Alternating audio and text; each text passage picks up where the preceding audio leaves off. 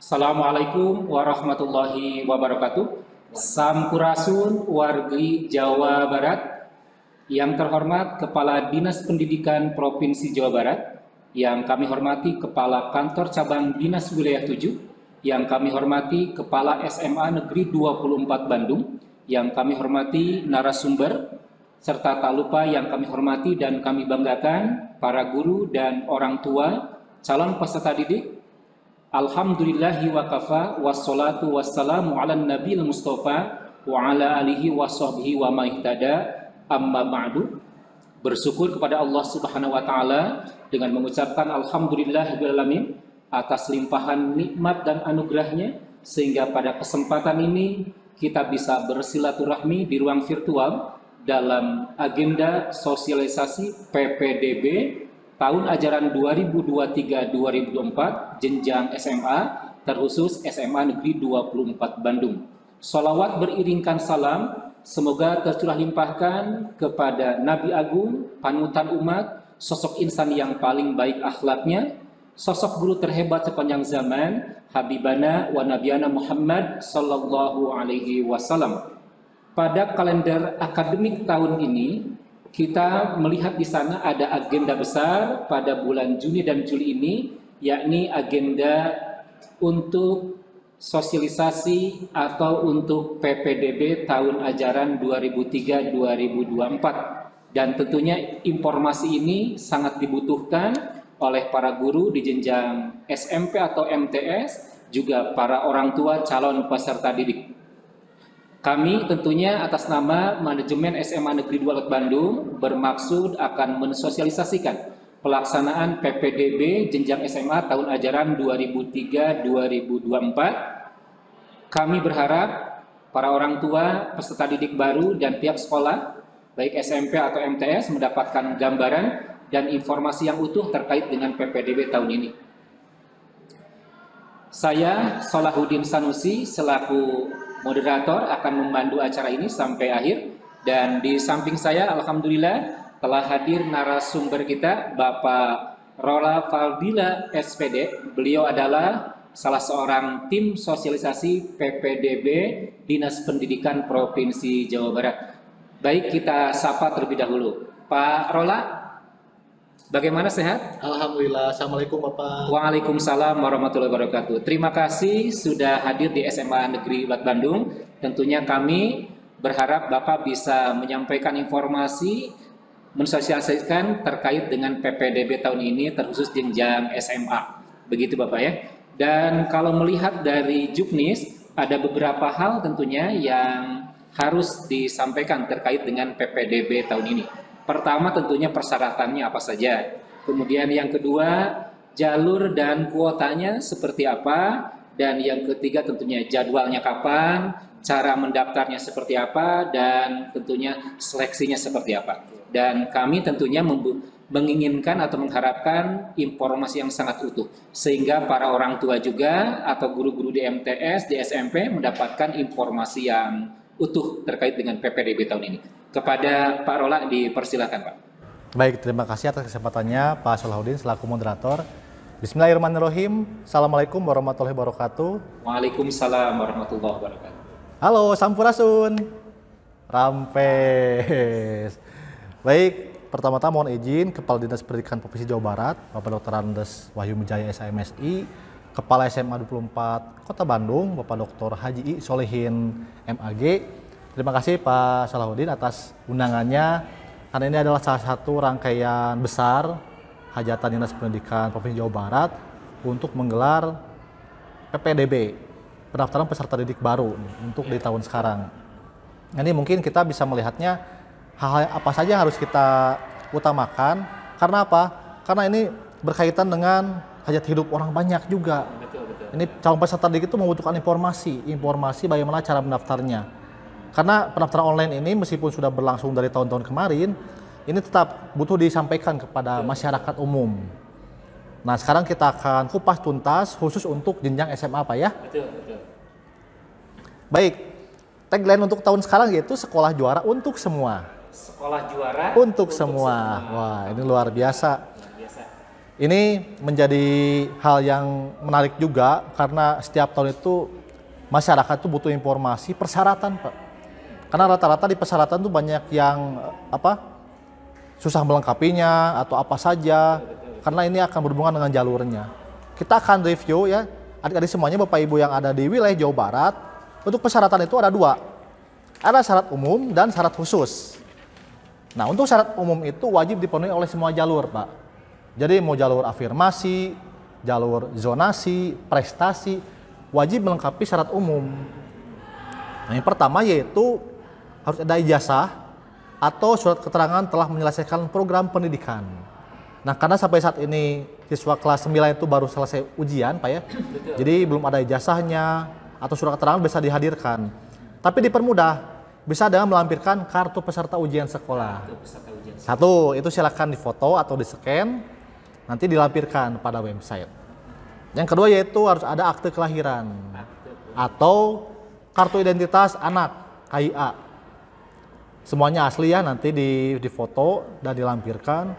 Berikutnya yaitu kartu keluarga, minimal 1 tahun dari tanggal PPDB. Jika tanggal PPDB nanti tanggal 6 Juni berarti 2023 ya, berarti di bulan Juni tahun kemarin. Tahun 2022 ya? Minimal itu di bulan Juni. Dan KTP orang tua bisa salah satu. Selanjutnya melampirkan buku rapot, Pak. Nah, karena buku rapot di SMP itu ada nilai pengetahuan dan nilai keterampilan, maka nanti akan diseleksi untuk yang jalur rapot ya. Nanti yang diinput yaitu nilai pengetahuan saja. Jadi yang difoto itu adalah rapot pengetahuan saja. 5 semester. Dari kelas 7 semester 1 sampai kelas 9 semester 1. Yang terakhir syarat umumnya yaitu surat tanggung jawab mutlak orang tua. Ini banyak yang bertanya, Pak, di mana ini surat tanggung jawab mutlak orang tuanya? Nanti diunduh pada saat pendaftaran. Kalau sekarang belum ada di menunya. Nanti saat pendaftaran bisa diunduh pada website PPDB. Jadi itu nanti dilengkapinya. Nah, selanjutnya untuk syarat khusus ini sesuai dengan jalur yang dipilihnya. Ini yang pertama yaitu jalur afirmasi KTM. Nanti bisa melampirkan, akan saya jelaskan berikutnya, melampirkan salah satu kartu program penanganan kemiskinan, Pak. Itu atau terdaftar pada DTKS Dinsos. Jika tidak punya kartu, terdaftar. Nah, selanjutnya ada nih surat keterangan domisili. Ini hati-hati Bapak Ibu adik-adik semuanya. Surat keterangan domisili ini bukan untuk yang pindah domisili kemudian membuat surat domisili di tempat berikutnya, di tempat tersebut. Bukan. Ini tidak bisa digunakan oleh siapapun yang jalurnya yang kartu keluarganya itu di wilayah yang lain. Maksud surat domisili ini adalah jika ada korban bencana alam. Mohon maaf ya, misalnya di wilayah Cianjur, Pak ya. Itu bisa membuat surat keterangan domisili bencana alam atau bencana sosial. Jadi bukan untuk yang misalnya yang dari luar Bandung tinggal di wilayah Bandung membuat surat domisili, itu tidak berlaku. Bukan untuk itu, bukan. Ini penegasan dari panitia. Domisili ini hanya untuk korban bencana alam atau bencana sosial. Nah, selanjutnya surat tugas orang tua, ini untuk jalur perpindahan tugas orang tua atau wali, maksimal 3 tahun. Misalnya orang tuanya itu kerjanya masuk ke Bandung atau bisa ke wilayah Jawa Barat. Nah, dari kota lain itu maksimal 3 tahun. Lampirkan surat tugasnya. Siapa saja? Ini tidak terbatas untuk PNS. Ini bisa untuk non PNS atau pegawai perusahaan. Yang pasti nanti harus melampirkan surat dari atasannya. Betul. Begitupun anak guru. Jadi anak guru ini nanti akan melampirkan surat keterangan. Surat SK Pak ya? SK. Atau jika ada serdiknya bisa melampirkan sertifikat pendidik. Betul. Ini masih dikonfirmasi juga. Ini masih untuk yang jalur surat keputusan Satgas nih. Ini yang afirmasi, ini masih kita akomodir juga. Nanti yang petugas Satgas Covid bisa melampirkan suratnya. Itu bisa melampirkan masuk ke jalur afirmasi. Ini maksudnya ke kondisi tertentu afirmasinya. Yang terakhir untuk jenjang SMA yaitu prestasi kejuaraan. Wah, ini luar biasa. Jadi semakin tahun itu ada peningkatan. Sekarang dari turun juga. Juara harapan juga bisa melampirkan sertifikatnya, Pak. Juara harapan tingkat kota kabupaten. Artinya juara 4 juga bisa ikut di sertifikat kejuaraan. Itu maksimal 5 tahun, berarti di kelas 5 SD Pak bisa. Kelas 5 SD ya? Iya, dari SD kelas 5 bisa, minimal 6 bulan, berarti itu di semester 1 kelas 9. Jadi bulan Desember Pak ya, bulan Desember. Semuanya itu wajib di foto atau di scan aslinya Pak. Aslinya ya? Asli, catat ya, asli. Nah nanti filenya itu lebih jelasnya secara teknis maksimal ukurannya 2 MB Pak. Jadi jika terlalu besar silahkan dikompres terlebih dahulu ya. Itu mudah loh, bisa di aplikasi online atau menggunakan perangkat lain. Itu maksimal 2 MB. Nah itu persyaratannya Pak. Untuk sertifikat itu 5 tahun yang lalu. Berarti anak tersebut masih SD ya? SD kelas 5. SD kelas 5 ya? Bisa. Kenapa seperti itu? Tidak ketika di SMA? Nah ini untuk mengakomodir juga 2 tahun kemarin kita kan ada wabah pandemi ya, COVID. Jadi khawatirnya itu tidak ada kegiatan perlombaan, maka kita mundurkan asalnya itu di tahun berikut. Sebelumnya itu 3 tahun Pak. 3 tahun ya? Jadi di kelas 7 gitu. Kelas 7 ya? Atau di kelas 7 ya, atau kelas 6. Nah sekarang jadi mundur jadi 5 tahun. Jadi 5 tahun. Itu sebagai kita menampung aspirasi juga dari masyarakat supaya terakomodir dengan kejuaraan di jenjang SD-nya. Jenjang SD ya, karena memang ada kasus mendunia itu ya, wabah pandemi Betul, COVID sekali. ya. Terima kasih. Nah, kemudian Bapak untuk yang kartu keluarga ini ada ketentuannya. Ya karena rata-rata ada juga kartu keluarga yang perubahan Pak. Dari kartu keluarga lama ke kartu keluarga baru, kartu keluarga yang masih belum barcode berubah menjadi baru itu bisa saja karena ada perubahan anggota keluarga. Mohon maaf misalnya ada yang meninggal atau ada saudara yang menikah atau ada kelahiran baru. Kan ada pembaharuan kartu keluarga. Nah, berarti kan tanggalnya jadi berubah ke tanggal yang baru. Misalnya kartu keluarganya itu sudah dari tahun 2017. Tapi bulan kemarin, misalnya bulan Januari, baru terbit KK yang baru. Artinya kan tanggal KK yang bulan Januari 2023. Nah, ini nanti bisa melampirkan surat keterangan lamanya domisili. Nanti minta ke RT RW sampai kelurahan. Nanti bisa dilampirkan di file unggahnya gitu. Jadi jangan khawatir Bapak adik-adik semuanya, untuk kartu keluarga yang sudah 1 tahun sebelumnya dan ada perubahan itu bisa melampirkan surat keterangan lamanya domisili. Bukan surat domisili, surat lamanya domisili. Lamanya domisili Ya, ya. sesuai tanggal terbit KK yang lama nanti ada keterangannya. Betul. Jadi itu yang paling penting untuk kartu keluarga. Nah, karena saat ini Pak ini masuk masa pra pendaftaran, siswa-siswi para pendaftar itu sudah mulai input di website PPDB. Ada informasi bahwa kenapa kakak saya tidak sesuai. Betul Pak, jadi kakaknya itu masih tidak checklist biru, hijau. Nah ini nanti segera cek di website disdukcapil.kemdagri.go.id atau bisa datang ke kantornya untuk sinkron di database di data warehouse Disdukcapil. Jika sudah sinkron nanti akan otomatis linknya ke website PPDB. Nanti bisa centang hijau gitu. Itu yang sudah genap 1 tahun.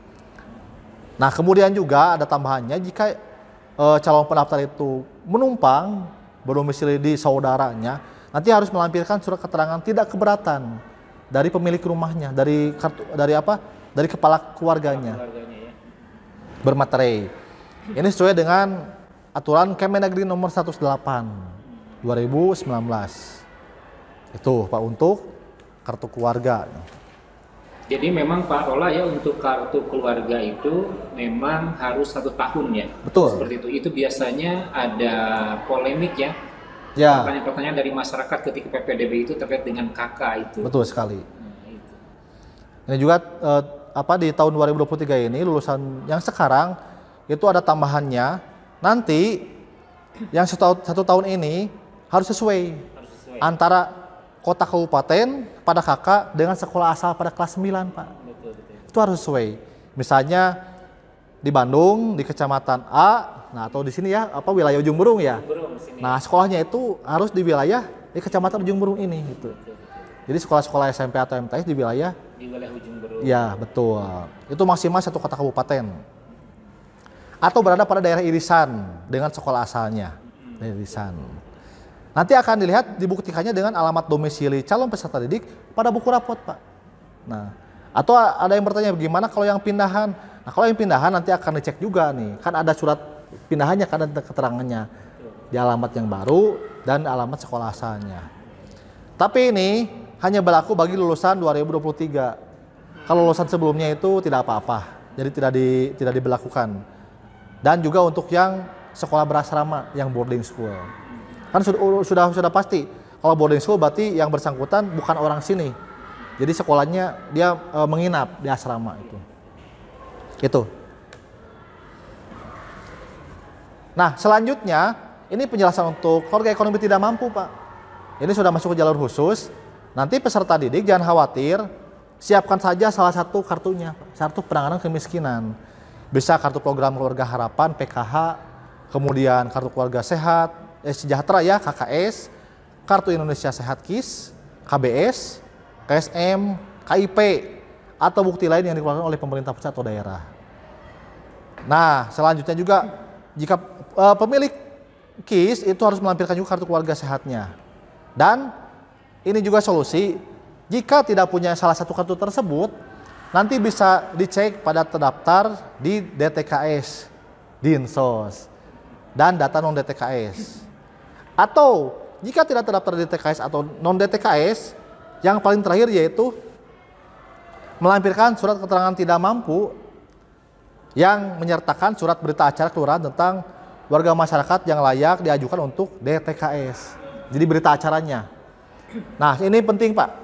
Ini penting untuk masyarakat juga, bukan membuat surat keterangan tidak mampu mendadak. Betul. Aduh, saya ingin jalur afirmasi. Saya tidak mampu dan tidak punya kartu. Datang ke kelurahan. Dan surat keterangan tidak mampu, tidak bisa. Bukan itu maksudnya. Jadi nanti ini sudah ada di data di kelurahannya. Data keluarga ekonomi tidak mampu, ini berita acaranya. Calon DTKS. Nah, itu yang dilampirkan. Itu. Ya. Jadi tidak bisa mendadak seperti itu karena memang ada misalkan jalur ini, jalur KTM, kemudian membuat baru, padahal dia memang bukan KTM sebetulnya, itu tidak diperbolehkan ya. Betul. Jadi mohon maaf nih masyarakat yang belum terdaftar, jangan dipaksakan buat keterangan tidak mampu, pilih jalur lain. Gitu. Karena itu nanti akan dicek oleh sistem, akan terdeteksi. Gitu. Dan tambahan ini yang terbaru tahun 2023 ini, jika terdaftar di PIP, nanti bisa diverifikasi melalui website Puslapdik, Pak. Ya, ini alamatnya pip.kemdikbud.go.id. Masukkan NISN-nya dan NIK-nya. Nanti akan dicek juga itu. Jadi sebetulnya untuk di jalur KTM betul-betul mengakomodir semua berkas yang ada di masyarakat. Ini kartunya ada, kalau tidak ada berarti ke DTKS atau bisa sampai di kelurahan juga. Itu lengkap sekali, Pak. Dan juga kita memfasilitasi untuk yang pendidikan non formal, Pak. Non formal atau informal. Nanti syaratnya itu harus punya ijazah paket B. Paket B ya. Betul. Jika sudah punya ijazahnya silakan. Nanti ini kan masuk ke syarat umum, bisa dilampirkan dan lengkapi syarat khususnya juga. Termasuk ya ada yang homeschooling ya. Betul. Nah itu berarti mereka punya ijazah yang paket itu ya. Ya. Jadi yang homeschooling juga nanti ada surat keterangannya juga, ada ijazahnya. Gitu. Homeschooling atau PKBM ya. Betul, PKBM non formal. Seperti itu, Pak, untuk persyaratan ya. Nampaknya persyaratannya banyak, kemudian juga banyak pilihannya untuk masyarakat. Silakan tentukan sesuai dengan potensi yang ada, sesuai dengan berkas yang ada. Seperti itu, supaya nanti jalur pendaftarannya lancar. Jadi persyaratan ini sudah dijelaskan ya, ada persyaratan umum dan khusus begitu ya. Betul. Jadi bagi para orang tua atau calon peserta didik baru, tentunya dari sekarang harus sudah mempersiapkan terkait dengan persyaratan-persyaratan tadi yang sudah disampaikan. Nah, Pak Rola sekarang nih terkait dengan jalur, kemudian kuotanya berapa sih begitu ya? Tentunya banyak yang bertanya nih, calon peserta didik atau para orang tua juga barangkali guru-guru MTS, SMP juga ingin mengetahui terkait dengan hal itu. Betul, Pak. Nah, untuk jalur dan kuota sama, Pak. Kuotanya nanti kita cek, jalurnya sama. Jalur untuk tahun kemarin dan tahun sekarang juga sama. Yang pertama yaitu jalur afirmasi. Afirmasi ini nanti dibagi untuk afirmasi keluarga ekonomi tidak mampu, kemudian peserta didik berkebutuhan khusus, disabilitas, dan CIBI, cerdas istimewa bakat istimewa yang mempunyai intelektual tinggi itu. Nah, afirmasi ini 20% dari jumlah kuota sekolah. Nanti silakan cek di website PPDB pos sekolahnya, itu sudah dirilis tiap sekolah. Ya, khusus untuk SMA 24 nanti cek di website PPDB-nya berapa sih jumlahnya. Ini kan di sini persentasenya. Nanti kita cek berapa rombelnya dan nanti akan muncul jumlah afirmasi itu 20% berapa jumlah nih gitu kuotanya.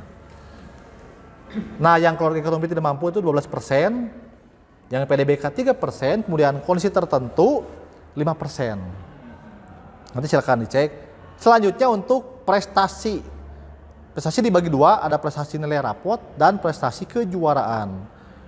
25% ini bisa dibagi dua, atau nanti misalnya SMA 24 itu akan lebih kuotanya diberikan kepada rapot atau kejuaraan, Pak. Ya, itu nanti sesuai dengan pos sekolah, prosedur operasional sekolahnya. Dan yang kejuaraan itu ada yang akademik dan non-akademik. Kemudian jalur perpindahan tugas orang tua atau anak guru ini 5%. Nah, ini anak guru juga banyak yang bertanya tentang, ini gurunya guru SMA saja, bebas, Pak. Bebas ya? Bebas. Punya SK guru, ya silahkan daftar. Nanti akan seleksi berdasarkan jarak. Kemudian juga nanti pos sekolah juga akan melihat jaraknya, kemudian juga diseleksi secara real juga gitu. Seperti itu. Jadi tidak hanya untuk anak guru SMA yang bersangkutan misalkan. Ya. Jadi guru SD juga bisa, anak Betul. guru SD, anak guru SMP begitu ya. Nah, ini Pak Rola terkait dengan hal ini juga ada pertanyaan dari orang tua. Saya dosen, kan saya guru juga. Betul, Bagaimana betul. ini Pak? Nah, kebetulan untuk dosen tidak ada di posnya, Pak. Jadi hanya anak guru saja. Hanya anak guru saja anak ya? guru. Jadi dari jalur anak jenjang guru. TK? Betul. TK ya? Dari TK SD, sampai SMP, ke SMA, SMK. SMK begitu ya. Jadi untuk dosen itu tidak ya? Ya, karena tidak ada di juknisnya. Nah, betul. Ini juga sering banyak pertanyaan dari tahun-tahun kemarin. Betul. Ini anak dosen gimana? Karena Beda. mereka menganggap saya juga guru, tapi Betul. di perguruan tinggi katanya begitu. Ya. Ternyata di juknisnya ya, Betul. khusus untuk anak guru saja. Ya. Berarti di jenjang dasar dan menengah begitu ya. Betul sekali, Pak. Terima kasih. Nah, selanjutnya yang terakhir itu nanti di tahap 2 jalur zonasi. Ini kuotanya 50% dari seluruh kuota. Jadi setengahnya itu nanti akan mengalir ke zonasi. Ini sesuai dengan cita-cita dari Dinas Pendidikan Provinsi Jawa Barat untuk mengakomodir warga sekitar gitu. Jadi supaya tidak terlalu jauh sekolahnya gitu. Orang Ujung Berung sekolahnya di wilayah Bandung Barat atau ya terlalu jauh. Nanti kan siswa-siswi akan lelah juga gitu. Karena sekolah itu bukan 1 hari 2 hari ya. Betul. Karena 3 tahun begitu ya. Jadi semoga masyarakat di sekitar sekolah itu terakomodir dengan kuota 50%. Nah, ini Pak untuk yang afirmasi 12% ini nanti kita selesaikan, kita cek juga ya sesuai dengan pos PPDB afirmasi, kemudian juga jalur-jalur yang lainnya. Itu barangkali Pak untuk kuota dan jalur, nanti kita akan kupas tuntas bagaimana cara memilih sekolahnya. Oke, Ya. baik. Terima kasih Pak Rola ya, terkait dengan jalur dan kuota sudah disampaikan dengan sangat jelas tentunya. Nah, kemudian tentunya Pak Rola terkait dengan PPDB tahun ini nih, kira-kira jadwalnya kapan begitu ya, sehingga misalkan kami nih para orang tua atau guru-guru MTS SMP itu bisa bersiap-siap. Kemudian bagaimana cara mendaftarnya, Ya. begitu kan? Kemudian seleksinya seperti apa sih begitu? Oh, panjang. Nah, begitu Pak. Baik, untuk jadwal sekarang per tanggal 30 Mei ini sudah berlangsung dari tanggal 20-an kemarin ya. Ketika peserta didik sudah menerima akun yang dikirim dari Disdik kemudian ke kantor cabang dinas dan disampaikan dari kantor cabang dinas ke sekolah-sekolah asal, ke sekolah SMP dan MTS, kemudian disebarkan ke siswa-siswi melalui wali kelasnya atau teknis yang lainnya. Itu sudah dibuka pra pendaftaran, Pak. Jadi ada masa pra pendaftaran. Kalau sesuai jadwal itu di bulan Maret April itu adalah tentang permohonan data ke Pusdatin. Nah, di bulan Mei ini pembagian akun dari dinas ke sekolah asal. Atau nanti juga bisa membuat akun untuk yang lulusan tahun kemarin, Pak ya. Dan nanti kita akan bahas untuk yang itu. Nah, semua pendaftar, semua yang daftar di tahap 1, tahap 2 itu wajib login, Pak. Setelah dapat akun wajib login. Ada yang bertanya, Pak ini kapan saya loginnya? Nanti tanggal 6, Pak. Atau saya mau tahap 2 nanti di tanggal 26 Juni. Enggak, semua pendaftar itu wajib login sekarang. Silakan input, lengkapi datanya, diisi data, cek kartu keluarganya, dan unggah syarat khususnya, itu harus sesuai semuanya. Jika sudah, simpan terlebih dahulu, dan nanti tanggal 6 Juni lanjutkan proses pendaftaran.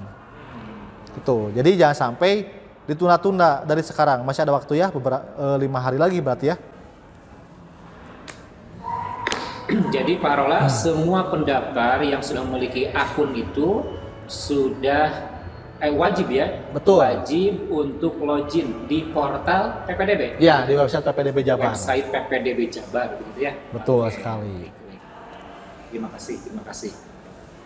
Nah, input data persyaratan umum dan khusus calon peserta didik. Nanti juga kantor cabang dinas pendidikan wilayah, kalau kita wilayah 7 ya, akan mengadakan sosialisasi kepada SMP atau MTS untuk menginformasikan penginputan. Ini tapi sudah dilaksanakan kemarin-kemarin ya. Jadi ini sebagai tahapan pra pendaftaran masuknya harus login. Nah, ini dia jadwal PPDB tahap 1, Pak. Tanggal 6 sampai 10 Juni. Pendaftaran dan verifikasi dokumen PPDB tahap 1, jalur afirmasi untuk KTM, kemudian PDBK, kondisi tertentu. Kemudian juga jalur perpindahan tugas orang tua atau wali atau anak guru atau tenaga kependidikan. Dan jalur prestasi nilai raport dan kejuaraan. Itu tahap 1, Pak. Tahap 1 ya? Ya, berarti kan jalurnya banyak. Jadi adik-adik semuanya persiapan berkas, mana potensinya, punya berkas apa. Misalnya jaraknya dekat, kemudian juga ada kartu kayak apa, kartu penanganan kemiskinannya, silakan daftar afirmasi seperti itu. Jadi atur strategi pas sekarang ya. Nah, ini bisa datang ke sekolah tujuan atau daftar mandiri. Nah, untuk daftar ke sekolah tujuan itu jika terkenal internet. Jadi usahakan daftar pada website secara mandiri saja, atau nanti bisa dibantu oleh sekolah asal. Kemudian tanggal 7 sampai 12 Juni ini adalah masa sanggah, Pak. Masa sanggah verifikasi. Ini adalah solusi dari tahun kemarin. Jadi mengapa diadakan masa sanggah? Ini untuk memberikan waktu kepada pendaftar untuk melakukan sanggahan terhadap hasil verifikasi yang salah atau keliru. Jadi misalnya keliru alamat, keliru jarak, keliru berkas pendaftaran, itu kita diberikannya di tanggal 7 sampai 12 Juni masa sanggahnya. Kemudian 13 sampai 15 Juni adalah pemetaan afirmasi KTM dari kantor cabang dinas untuk kepada kepala SMA SMK. Nah, ada uji kompetensi jika dilaksanakan oleh SMA. Ini untuk jalur prestasi kejuaraan. Jadi nanti kita akan bahas di prestasi kejuaraan, ada uji kompetensi untuk prestasi kejuaraan atau berdasarkan skor sertifikat saja. Kemudian 16 sampai 17 Juni adalah rapat koordinasi penyaluran KTM dan rapat dewan guru. Nanti rapat dewan guru penetapan PPDB tahap 1. Nah, kemudian tanggal 20 Juni yaitu pengumuman tahap 1-nya, Pak. Pengumumannya pada website PPDB atau bisa cek di informasi sekolah. Dan daftar ulang 21 sampai 23 Juni. Kemudian di tahap 2 nanti tanggal 26 sampai 30 nanti ada libur ya, 26, 28. Nah, ini tahap 2, zonasi. Zonasi. Bagi siswa-siswi yang tidak lolos tahap 1 bisa ikut zonasi. Nanti kita akan kupas tuntas nih pendaftarannya. Dan tanggal untuk masa sanggah 28 sampai 3 Juli. Kemudian tanggal 5 Juli rapat dewan guru. dan pengumuman tanggal 6 Juli pengumumannya. Daftar ulang tanggal 10 sampai 11 Juli. Kemudian nanti ada MPLS ya 12 sampai 14 Juli. Dan selamat datang di tahun ajaran baru Pak, 17 Juli 2023. Wah, sudah muncul ya tanggal tahun ajaran baru 17 Juli. 17 Juli ya. Seperti itu Pak untuk proses pendaftarannya. Dan jadwalnya begitu Pak ya? Jadwalnya. Jadi jadwalnya sudah jelas, ada tahap 1 dan tahap 2. Tentunya mohon kepada calon peserta didik baru dan juga para orang tua atau guru MTS SMP ya, mencatat tanggal-tanggal penting ini. Betul. Ya, tanggal-tanggal penting ini. Dan terkait juga dengan pendaftaran, disarankan mendaftar secara mandiri ya, atau Betul. dibantu oleh sekolah asal gitu ya. Nah, kalau ada yang terkendala internet, bisa datang ke sekolah tujuan. Ya. Dan tentunya tetap di sini juga mendaftarnya mandiri Kita juga difasilitasi ya. alat. Fasilitasi alat saja ya. Iya, komputernya dibantu input seperti itu biasanya untuk sekolah tujuan. Oke, baik, terima kasih Pak Rola terkait dengan jadwal ya. Cara pendaftarannya juga. Nah, sekarang masuk proses pendaftaran ya. Proses pendaftarannya, ya adik-adik semuanya catat dan mulai laksanakan dari sekarang. Silakan akses websitenya disdik.jabarprov.go.id. Nanti silakan cek di kolom deskripsi video ini. Saya akan sematkan untuk alamat-alamatnya dan tahapan-tahapannya juga seperti itu ya. Untuk tahap 1, tahap 2 dan terobosan terbaru dari Komdik Distrik ini luar biasa Pak. Oh, gitu. Tahap 2 bisa menggunakan aplikasi Sapa Warga. Oh, aplikasi Sapa. Iya, Sapa Warga itu tahap 2. Nanti bisa dipermudah juga proses pendaftarannya. Ini untuk pendaftaran daring dilaksanakan jam 8 sampai jam 20. 8 sampai 20 betul. malam ya. Jadi jika berusaha untuk menginput malam-malam lewat dari jam 20 atau ada terkendala, stop saja. Lanjutkan besok pagi saja di jam 8. Ya. Website kan masih dibuka tapi tetap khawatir nanti ada kendala, bagusnya itu di jam pendaftarannya. Jam pendaftaran Betul. 8 pagi ya sampai Ya. 20 malam. Atau kalau mau datang ke sekolah secara luring maksimal jam 2 Bapak Ibu ya. Jadi datang pagi, nanti biasanya ada nomor antrian ya. Datang pagi, verifikasi berkas itu maksimal jam 2. Setiap harinya seperti itu di tanggal pendaftaran. Nah, ini proses pendaftarannya. Nanti ada opsi seperti ini. Di tahap 1 untuk afirmasi, perpindahan tugas orang tua atau anak muda atau wali dan prestasi. Nah, jika tidak lolos di tahap 1, dapat ikut di tahap 2. Kecuali nanti KTM yang bersedia disalurkan. Nah, jika tahap 1 ini tidak diambil untuk yang KTM atau misalnya pilihan 2-nya, ini wajib mengundurkan diri Pak. Wajib mengundurkan diri. Kalau tidak mengundurkan diri maka dia akan terkunci di tahap 1. Dia harus ikut di tahap 1, tidak bisa ikut tahap 2. Seperti itu. Ini penting sekali. Jadi ketika jadwal pengumuman cek informasinya. Saya ada di mana? Misalnya ternyata saya masuk di KTM-nya yang pilihan 3. Nanti ada kita bahas ya, pilihan 3 itu yang di swasta. Nah, kalau misalnya mau ikuti tahap 2, segera mengundurkan diri pada saat daftar ulang.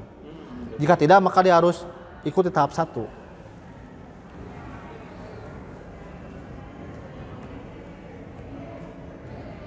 Nah, sekarang sekolah pilihannya Pak.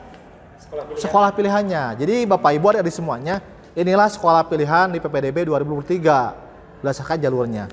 Yang pertama yaitu jalur KTM.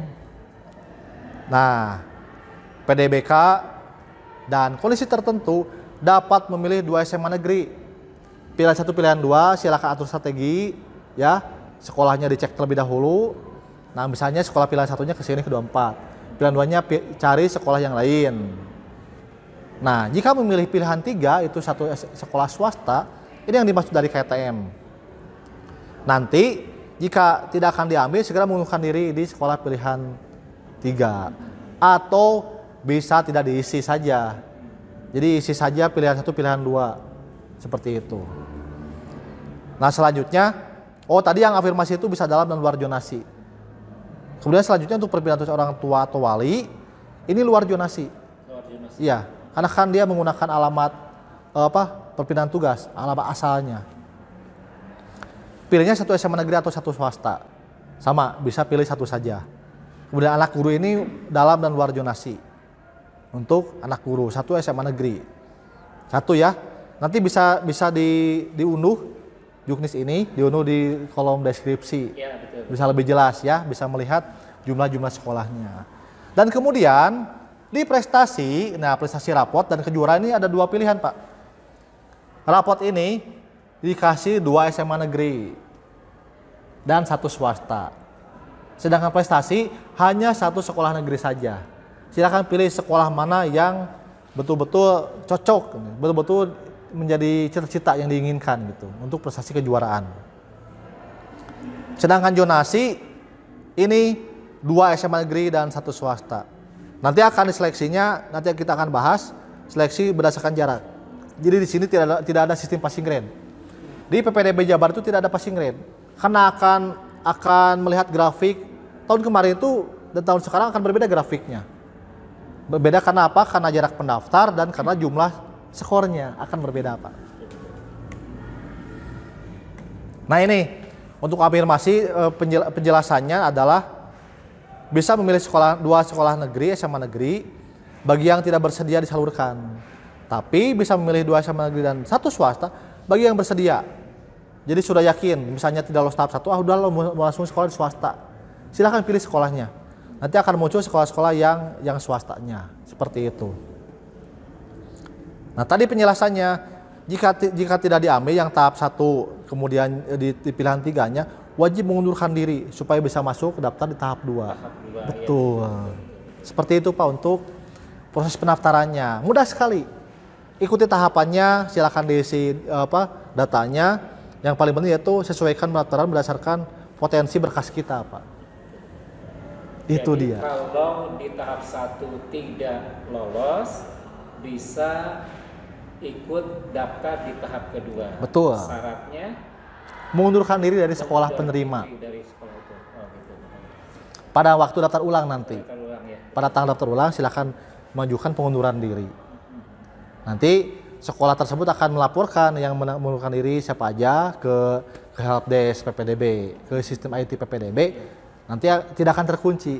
Siswa tersebut bisa ikut di tahap 2. Betul. Jadi seperti itu Pak Rola? Yaitu untuk proses pendaftaran dan pilihan sekolahnya. Pilihan sekolah ya. Ini yang menarik nih kita yang terakhir ya. Nah, yang seleksi itu ya. Betul. Nah. Seleksi ini adalah pembahasan yang paling menarik karena apa? Karena nanti akan melihat nih potensinya di mana. Potensinya. Kita bahas Pak ya. Betul, siap. Nah, afirmasi nanti akan seleksi berdasarkan jarak. Kalau ekonomi tidak mampu, PDBK dan CIBI dan kondisi tertentu akan seleksi berdasarkan jarak terdekat sampai terjauh. Dari titik koordinat rumah akan menyesuaikan dengan titik koordinat sekolah sampai batas kuota Pak. Sampai batas kuota. Jadi ya banyak yang bertanya, Pak ini jaraknya maksimal berapa kilo? Tidak ada batas maksimal, tidak ada. Tidak ada minimal. Kalau misalnya yang rata-rata pendaftarnya itu dekat dengan sekolah di bawah 1 kilo, berarti yang jauh itu agak riskan juga. Nah, ada istilah nanti seperti ini, jika pada akhir batas kuota ada jarak yang sama, pasti ada yang jarak yang sama nih. Misalnya ternyata di batas kuota itu di siswa yang afirmasi ini adalah misalnya 150 pendaftar kuotanya untuk 924 ini. Nah, di posisi 150 dan 151 ada 2 siswa yang sama 5 kilo misalnya. Nah, bagaimana nih untuk menyeleksinya? Seleksi maju ke usia yang lebih tua. Yang lebih tua ya. Betul sekali. Itu usia itu lebih tua itu hitungan hari bulan? Ya, lebih tua. Hitungannya hari juga bisa. Hari juga misalkan yang satu lahirnya misalkan 30 Mei. Betul. Ya, 30 Mei misalkan hari Senin misalkan. Kemudian yang keduanya 31 Mei hari Selasanya. Yang diambil 30 Mei itu ya. Yang lebih tua 30 Mei. Betul. Jadi di batas kuota 150 kuota itu yang diambil yang lebih tuanya. Jadi yang 51 urutannya berarti dia harus siap-siap ke tahap 2 gitu. Jadi sampai batas kuota. Jadi kan terlihat ya tidak ada passing grade di sini. Betul. Tidak ada passing grade. Begitupun untuk perpindahan tugas orang tua dan wali itu anak guru sama. Jadi untuk pada seleksinya. akhirnya usia ya yang menentukannya itu ya, kalau Ya. misalkan ada persamaan gitu ya. Betul sekali. Nah, sedangkan prestasi rapot nanti akan diakumulasi nilai rata-rata semester 1 sampai semester 5 semua mata pelajaran. Ini juga sama. Di batas kuota rapot misalnya 120 nih. Ada skor yang sama, skornya itu 400. Misalkan begitu Ya, ya. dua siswa itu sama. Maka akan diseleksi berdasarkan usia yang lebih tua juga. Usia juga ya. Tidak dilihat misalkan mapel apa yang lebih tinggi Tidak. misalkan nilainya. Karena yang dilihat itu rata-rata rapot 5 semester itu Ya. skornya sama akan diseleksi berdasarkan usia yang lebih tua. Usia ya. Nah, sedangkan untuk kejuaraan ini ada dua opsi penilaian, Pak. Karena yang pertama itu skor 100% piagam. Jadi sekolah tidak melaksanakan uji kompetensi. Ketika dia menyerahkan piagam tingkat nasional, berapa skornya sudah gitu. Sudah langsung masuk ke nilai. Tapi ada satu lagi, ada skor piagam 30% dan uji kompetensi 70%. Iya. Baiknya berarti kita bisa melihat keabsahan dari kompetensi siswa tersebut. Misalnya dia juara OSN, nanti akan kita seleksi di sini. Di sekolah kita ya, di sekolah SMA 24 Iya. diseleksi. Jika misalnya hasil seleksinya tinggi berarti sinkron dengan piagamnya. Begitupun yang misalnya yang olahraga seperti itu. Nanti akan diseleksi juga. Kebetulan di sekolah kami di sini beberapa tahun itu yang pendaftaran dari kejuaraan seperti itu. Jadi dilihat dari sertifikatnya, Ya. nah gitu. Kemudian diuji kompetensi. Seperti misalkan kalau bidang keagamaan nih, bidang keagamaan ada tahfidz gitu kan, Nah, bidang betul. Islami, kemudian ada MTQ gitu Ya. misalkan. Nanti kita bahas tuh ya Pak ya. Iya, betul. Yang kejuaraan-kejuaraan karena kategorinya banyak sekali Pak. Betul. Nah itu dia. Dan terakhir yaitu zonasi, jelas sekali akan diseleksi berdasarkan jarak dan usia. Kemudian juga nanti ada proses pelimpahan Pak. Proses pelimpahan. Ya, misalnya dari yang tahap 1 ini, dari afirmasi, tidak terpenuhi akan melimpah ke jalur berikutnya, sampai ke prestasi. Jadi akan selesai, jika misalnya belum terpenuhi juga akan melimpah ke tahap 2. Akan melimpah, jangan khawatir gitu. Jadi tidak akan ada istilah kuota kosong, tidak ada kursi kosong, nanti akan terus melimpah. Nah ini yang KTM khusus untuk KTM, nanti prosesnya adik-adik semuanya daftar di website, kemudian lapor ke sekolah asal atau ke operatornya. Nanti operator akan mendata siapa saja yang ikut KTM, nanti akan dari Cadistik akan memberikan formatnya, nanti akan diisi data pesertanya, kemudian akan dikirimkan datanya ke Cadistik. Ini maksudnya apa? Untuk proses penyaluran, tadi penyaluran ke sekolah swasta, proses penyaluran. Jadi setelah selesai di Cadistik, kemudian nanti cabang dinas akan rapat dengan kepala sekolah SMA, SMK negeri dan swasta. Nah di situ ada rapat penetapan di sekolahnya, ada rapat penyaluran untuk penetapan di sekolah, seperti itu. Sekolah swasta itu yang mendaftar ya? Yang mendaftar Tidak betul. semua swasta begitu ya? Tidak semua sekolah masuk di server PPDB di Iya, websitenya. betul. Hanya yang mendaftar saja. Yang mendaftar masuk ke ikut PPDB-nya. Terima kasih Pak. Itu untuk KTM. Nah begitupun untuk CIBI ya, untuk afirmasi kebutuhan khusus harus dibuktikan dengan hasil asesmen dari psikolog atau lembaga akreditasinya. Nah ini jelas sekali memiliki IQ di atas 130 untuk yang CIBI.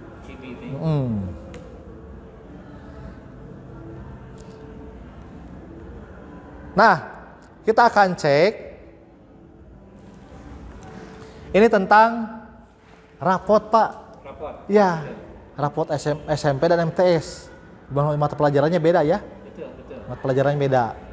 Untuk SMP itu ada 10 mata pelajaran minimal. Minimal ya. Nah, nanti ada beberapa sekolah swasta atau sekolah SMP yang lebih dari 3 mata pelajaran untuk kelompok B-nya, nanti ada perata-rataan. Misalnya gini, untuk kelompok A itu kan ada 7 mapel kelompok A ya, dari agama sampai bahasa Inggris. Dan kelompok B-nya, ini yang di formatnya itu ada seni budaya, penjas, dan prakarya. Yang bertanya, Pak ini ada bahasa Sunda, ada TIK, silakan dirata-ratakan nilai muloknya. Biasanya TIK dirata-rata dengan prakarya. Kemudian juga untuk bahasa Sunda dirata-rata dengan seni budaya. Jadi ada beberapa mapel yang berlebih lebih dari formatnya itu di rata-rata. Ya, di rata-rata. Seperti itu untuk SMP. Begitu untuk MTS, nilai PAI-nya itu diinput semua. Al-Quran hadis, akidah akhlak, fikih, sejarah budaya Islam, itu ada kolomnya, silakan diinput. Jadi untuk MTS sebetulnya aman. Silakan diinput di sana gitu. Oh, jadi untuk setiap mapel ada ya di sana? Ada. Ada ya. Dan Jadi hadis ada, akidah akhlak ada, gitu. Betul. Kemudian fikihnya, sejarah budaya Islamnya ada ya. Ya. Jadi nggak di rata-rata itu mah ya. Ya.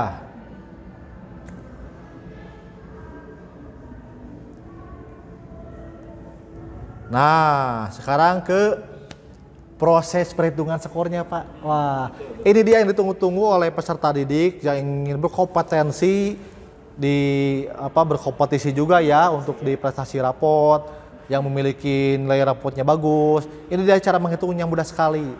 Tidak perlu rumus yang rumit-rumit. Karena sekarang tidak ada rumus kalibrasi. Yang pertama yaitu ada di semuanya. Nanti silakan, ini bisa download di deskripsi.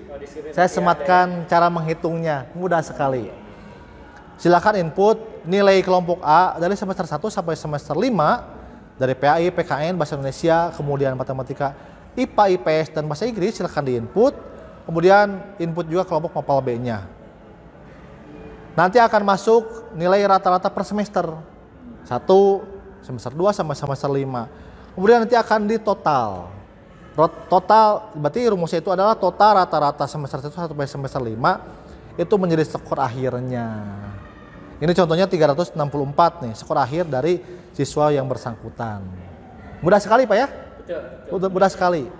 Ini tidak rumit cara menghitungnya. Jadi silakan mulai menghitung potensi apakah skornya. Nanti ini kira-kira masuk nggak? Nanti akan seleksi berdasarkan skor terendah sampai tertinggi. Sampai batas kuota tetap ya. Sampai batas kuota. Jika skornya ada yang sama berarti diseleksi berdasarkan usia. Oh, itu dia. Nah, selanjutnya untuk MTS. Ini silakan diinput nilainya juga. Nah, semuanya sama persis. Rata-rata per semester nanti akan dijumlah dan menjadi nilai akhir. Rata-rata per semesternya. Nilai akhir PPDB. Itu untuk prestasi raport. Dan kabar gembira Bapak untuk yang luar Jabar atau yang lulusan tahun sebelumnya, silakan akses website ppdb.distrik.jabarpro.go.id. Kemudian ada pilihan di bawahnya. Ada pilihan di bawahnya untuk buat akun. Silakan buat akun. Persiapkan berkas syarat umum dan syarat khususnya. Isi data, nanti akan rilis akunnya. Nah, itu. Atau jika butuh bantuan bisa datang ke cabang dinas atau ke sekolah tujuan. Betul untuk membuat akun ya. Ya, bagi yang dari luar Jabar dan yang lulusan tahun sebelumnya. Betul sekali. Itu untuk yang proses pendaftaran luar Jabar dan lulusan sebelumnya. Seperti itu. Ini ada yang juga pertanyaan, Pak, ini yang dari irisan biasanya. Dari Bekasi Jakarta nih banyak pertanyaan. Kakaknya Jakarta, sekolahnya di Bekasi. Daftarnya lewat apa? Nanti daftarnya lewat, ya kan dia sudah punya akun, kan di Bekasi sekolahnya. Tapi dia bisa daftarnya jalur prestasi saja. Karena kakaknya kan DKI. Seperti itu. Atau kebalikannya, sekolah di Jakarta, kakaknya Bekasi. Berarti kan dia warga Jabar. Tapi dia tidak punya akun. Dia harus buat akun untuk PPDB Jabar. Seperti itu. Ini biasanya di wilayah kota Kabupaten Irisan. Irisan ya? Ya. Irisan Jabar dengan DKI. Nah, alhamdulillah misalnya lolos Pak. Aduh, di tahap 1 lolos ya. Amin, mudah-mudahan ya. Silakan buka di website PPDB atau Sapa Warga dan nanti ada informasi daftar ulang. Nah, ini yang paling penting yaitu siapkan berkas aslinya, bawa semua. Jika yang daftar ulang di sekolah tujuan, bawa semua berkas pendaftarannya asli dan fotokopinya. Itu dia. Nanti yang aslinya itu jangan diberikan, Pak. Aslinya itu perlihatkan saja pada panitia. Kemudian berikan yang aslinya. Berikan fotokopinya. Dan siapkan tanda bukti diterima pada website PPDB. Atau untuk antisipasi jaga-jaga ada sekolah tujuan yang meminta tanda bukti pendaftaran. Jadi tanda bukti pendaftaran juga harus dicetak. Jadi nanti akan diminta juga. Tapi itu opsional, tidak semua sekolah memintanya. Nah, ini penting nih. Jika peserta didik yang tidak mendaftar ulang sesuai jadwal, apalagi tidak ada pemberitahuan, maka ini dianggap mengundurkan diri, Pak. Sayang sekali, Pak ya. Dia sudah lolos, kemudian ketika dia dikonfirmasi, karena nanti akan ada kontaknya. Kan nanti ada surat pertanggungjawaban orang tua yang sudah di-download di website PPDB, kemudian diisi bermaterai, diunggah kembali. Nanti panitia akan mencari kontaknya. Ini kenapa belum daftar ulang di hari terakhir misalnya. Di telepon juga tidak bisa, sampai batas malam, ya sudah. Maka dianggap mengundurkan diri. Seperti itu. Jadi mohon Bapak Ibu semuanya, adik-adik, pantau terus pendaftarannya. Betul Pak ya? Ini peran orang tua juga penting. Pantau pendaftaran siswa-siswinya, jangan sampai diserahkan begitu saja. Sok dah tiasa gitu. Atau serahkan ke sekolah asal, ke operator. Bapak Ibu juga harus pantau. Pantau jadwalnya, kapan siswa sudah input, apakah sudah selesai inputnya. Kemudian juga nanti pada masa pengumumannya juga penting sekali Pak ya. Itu. Nah ini dijelaskan kembali. Yang diterima tahap 1 tapi tidak diambil harus mengundurkan diri. Ini tadi yang kita bahas ya, yang KTM atau yang memilih pilihan 2 tapi tidak diambil. Karena tidak dikunci di tahap 2-nya. Kemudian Pak ini ada dari help desk ada alur pengaduan masalah Pak. Alur pengaduan masalah itu jika ada kendala seputar administrasi bisa diselesaikan di satuan pendidikan. Jadi silakan datang ke sekolah tujuan, bisa temui PPID-nya, Pak ya. Ini misalnya ada kendala, ini pada masa sanggah sebetulnya, pada tanggal 7 Juni sampai 12 Juni di tahap 1. Jangan hubungi PPID-nya, jika ada titik koordinat, kemudian akses aplikasi PDB, input data, itu silakan diselesaikan di satuan pendidikan. Kemudian di penyelesaian 2-nya itu ke cabang dinas jika ada kendala di satuan pendidikan, di tingkat sekolah. Atau ada pelanggaran satuan pendidikan. Jika terindikasi sekolah tujuan, misalnya pendaftar itu merasa ini ada masalah di satuan pendidikan, silakan maju ke cabang dinas. Atau bahkan sampai ke provinsi, ke distrik Jabar gitu. Jika ada masalah OPD, pelanggaran tingkat satuan pendidikan, atau kuota antar provinsi, ini bisa disampaikan di website pengaduannya di distrik.jabarprov.go.id. Seperti itu. Nah ini waktunya catat ya, untuk pengaduan itu di tanggal 7 sampai 12 Juni tahap 1 atau tahap 2-nya 28 Juni sampai 3 Juli. Dan prioritasnya itu adalah orang tua siswanya. Prioritasnya, atau jika wali berarti harus ada surat kuasa bermaterai. Utamakan yang proses pengaduan itu adalah orang tuanya atau siswa yang bersangkutan. Nah sekarang kita akan kumpas tentang prestasi kejuaraan Pak. Iya, kejuaraan. Apa saja nih ketentuannya nih? Yang pertama yaitu jika kejuaraannya online, betul-betul online nih. Daftar online, perlombaannya online, pengumuman pun online. Jadi tidak luring gitu. Maka ini wajib mengunggah alamat website atau tangkap layar dari informasi pendaftarannya, bagaimana kejuaraannya. Jadi data-datanya itu harus akurat. Ketika menerima piagamnya juga atau nanti fotonya juga, jadi semua berkasnya itu harus diunggah seperti itu. Ini untuk yang online, tapi tingkatnya internasional. Internasional ya? Ya, internasional. Nah ini dia kategori prestasi kejuaraan tingkat dari berbagai jenjang ya, nanti yang dilaksanakan oleh Kemendikbudristek, Kemendikbud. Yang pertama yaitu OSN, Olimpiade Sains Nasional, O2SN, FLS 2N, LCSPN, Ki Hajar ya, kuis Ki Hajar, kemudian Lomba Jari, LKJS, Lomba Cipta Puisi, Cipta Lagu, Melukis dan Membatik. Ini yang dilaksanakan oleh Kemdikbud. Nah, ada pertanyaan Pak, kalau yang dari Kemdikbud juga bisa nggak? Bisa, masih ada. Nah ini, tadi ya Kemdikbud dan Kemenag Pak. Ya, dan Kemenag ya. Ya, dan Kemenag. Yes. Ini yang di luar Kemendikbud dan Kemenag, ada yang kategori sains, teknologi tepat guna, seni budaya, olahraga, pramuka, keagamaan, bela negara, pelanggaran remaja, literasi, dan bahasa. Betul. Nah ini Pak Rola, terkait dengan apa itu penyelenggara dari penyelenggara kejuaraan itu memang selain Kemendikbud itu ada Kementerian Agama ya, dan kebetulan ada yang namanya Pentas PAI nih kalau di Kementerian Agama itu, Pekan Keterampilan dan Seni. Nah itu biasanya jenis mata lombanya ada Musabaqah Hifdzil Quran, Musabaqah Tilawatil Quran, Pidato Islami, Olimpiade PAI, kaligrafi, Iya betul seperti itu ya. Nah jadi itu bisa ya Pak? Bisa Pak. Nanti kita akan kupas nih apa saja kategori-kategori untuk yang Kemenagnya. Betul Pak. Terima kasih Pak. Baik, nanti ini akan kita cek juga, adik-adik semuanya bisa cek skornya nih. Yang prestasi Kemdikbud dan Kemenag, juara 1 tingkat dunia itu skornya 455 untuk tunggal. Dan bergunya 445. Paling minimal itu Pak juara harapan tingkat kota kabupaten. Jadi mohon maaf nih, catat ya. Tingkat kecamatan, kelurahan, atau tingkat sekolah, mohon maaf tidak bisa. Jadi minimal tingkat kabupaten kota ya? Ya, juara harapan. Juara 4 berarti. Juara harapan 4 ya? Juara harapan 1. Harapan 1 berarti juara 4. Keempat ya? Paling minimalnya itu. Meskipun juara 1 tingkat kecamatan, mohon maaf tidak bisa. Betul. Nah itu skornya yang paling bawah itu skornya untuk tunggal 200, yang bergu itu 190. Nah ini ada perbedaan skor 55 poin yang di luar Kemdikbud atau yang di luar Kemenag. Jadi urutannya sama dari tingkat dunia sampai tingkat juara harapan, hanya berbeda 55 poin skornya. Nah ini juga keterangan prestasi kejuaraan.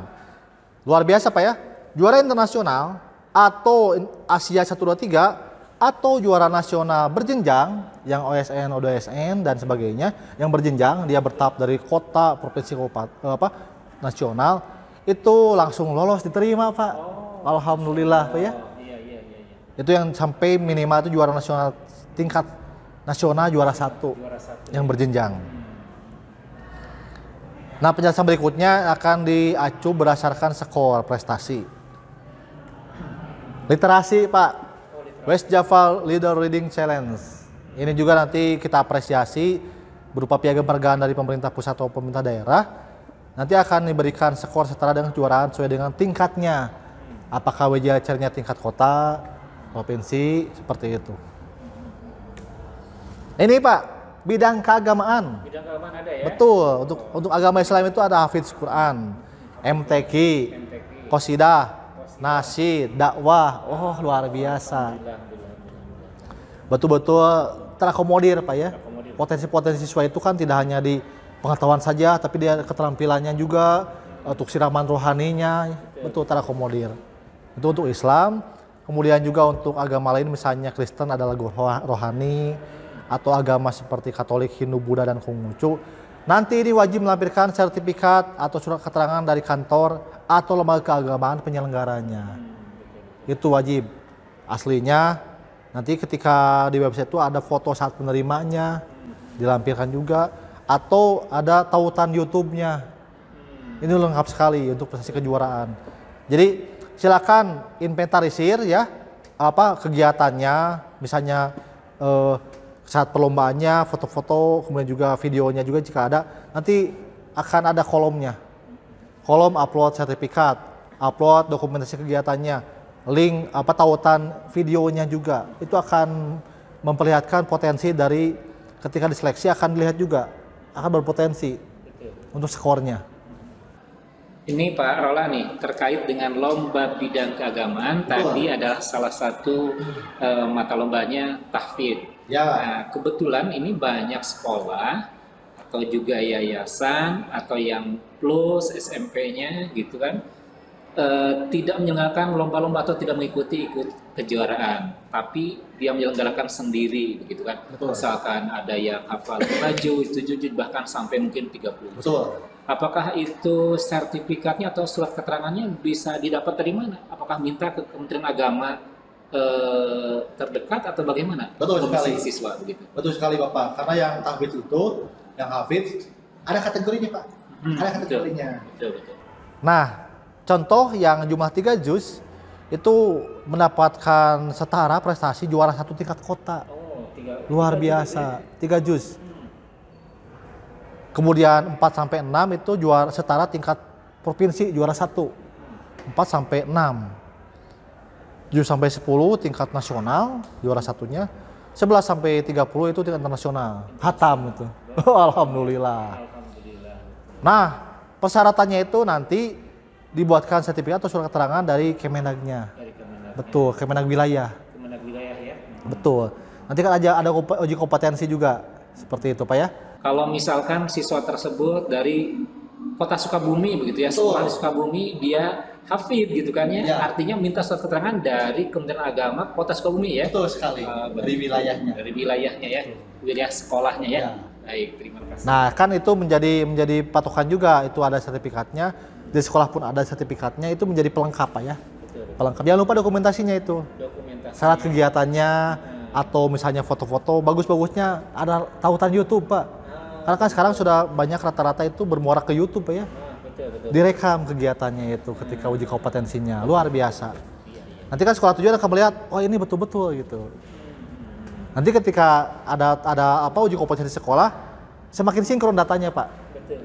Jadi siswa tersebut betul-betul ini berprestasi. Oh luar biasa. Siap. Nah tambahan untuk yang di luar Kemendikbud, nah ini ada prestasi kejuaraan Paskibra Pak ya. Oh, pasti benar. Ya ada lomba formasi pengibaran bendera LFPB, kemudian lomba ketangkasan baris berbaris LKBB. Nah, ada satu lagi nih, ada yang Danton individu, komandan peleton.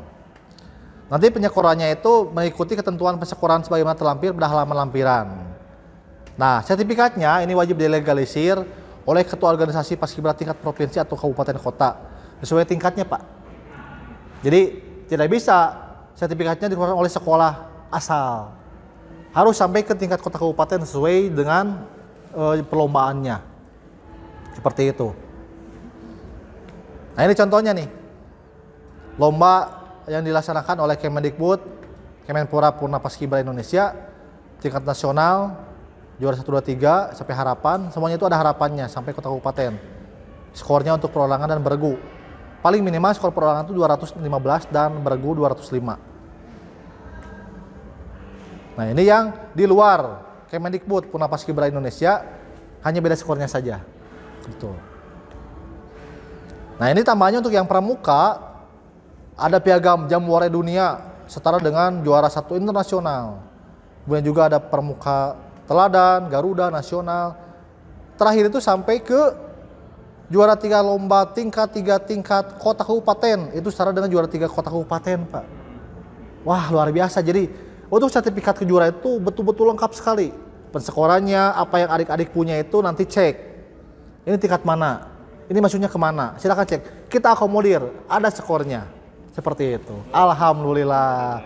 Barangkali itu informasi dari persyaratan, kemudian juga jalur dan kuota, cara pendaftaran, dan proses pendaftarannya sampai ke seleksi. Lengkap Pak ya? Sangat lengkap. Mudah-mudahan semua yang menyimak video ini bisa mendapatkan informasi yang utuh terkait dengan PPDB jenjang SMA tahun ajaran 2023-2024 ini.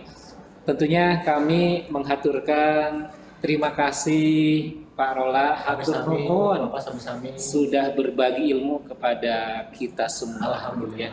Semoga menjadi asam amalan, menjadi amalan unggulan untuk Bapak ya. Amin. Dan tentunya semoga Bapak dan keluarga sehat terus memberikan informasi atau bisa mencerdaskan inspirasi orang lain tentunya. Amin. Terima kasih Pak ya. Baik Bapak dan Ibu calon peserta didik, juga orang tua, juga guru-guru yang MTS atau SMP, demikian pemaparan terkait dengan sosialisasi PPDB jenjang SMA tahun ajaran 2023-2024. Semoga mendapatkan informasi yang sangat utuh tentunya, dan paling tidak Bapak dan Ibu, tips dari kami kalau ingin sukses dalam mengikuti PPDB tahun ini tentunya satu pelajari juknis begitu Pak ya. Betul. Juknisnya dipelajari dan insya Allah ada nanti di deskripsinya begitu. Kemudian juga tentunya siapkan berkas dengan sebaik-baiknya untuk persyaratan. Dan yang ketiga tentunya catat tanggal-tanggal pentingnya begitu. Kemudian yang keempat, setelah mendaftar pantau terus, cek terus akun PPDB-nya. Ya. Dan yang kelima jangan lupa senantiasa berdoa kepada Allah Subhanahu wa taala agar diberikan kemudahan, kelancaran, ada dalam bimbingan Allah Subhanahu wa taala dalam mengikuti proses PPDB-nya, dan tentunya semoga Allah menakdirkan calon peserta didik itu semua dapat bersekolah di sekolah yang diinginkan. Insya Allah. Begitu Pak ya. Barangkali itu saja yang dapat disampaikan. Terima kasih atas perhatian, atensinya. Kami dari SMA Negeri 2 Bandung mengucapkan hatur nuhun, terima kasih. Assalamualaikum warahmatullahi wabarakatuh.